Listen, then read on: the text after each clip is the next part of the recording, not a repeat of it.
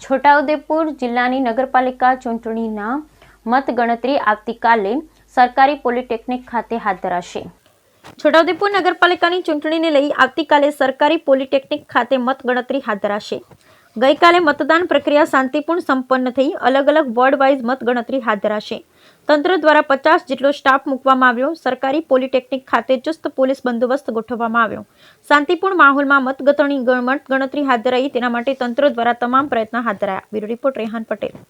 છોટાઉદેપુર નગરપાલિકા સામાન્ય ચૂંટણી 2025 અન્વયે ગઈકાલે મતદાન શાંતિપૂર્ણ પૂર્ણ થયેલ છે અને આવતીકાલે એની મતગણતરી યોજાનાર છે। પોલિટેકનિક ખાતે મતગણતરીનું આયોજન કરવામાં આવ્યું છે। સવારે 9 વાગ્યાથી મતગણતરી શરૂ થશે।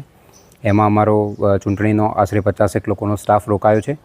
એ સિવાય પોલીસ દ્વારા પણ યોગ્ય બંદોબસ્ત ગોઠવવામાં આવનાર છે અને પોલીસનો પણ આશરે 150 થી 200 લોકો 3 લેયરમાં બંદોબસ્ત કરવાના છે અને તબક્કાવાર વોર્ડ વાઇઝ અમે મતગણતરી હાથ ધરનાર છીએ અને દરેક વોર્ડમાં એક રાઉન્ડમાં મતગણતરી થનાર છે।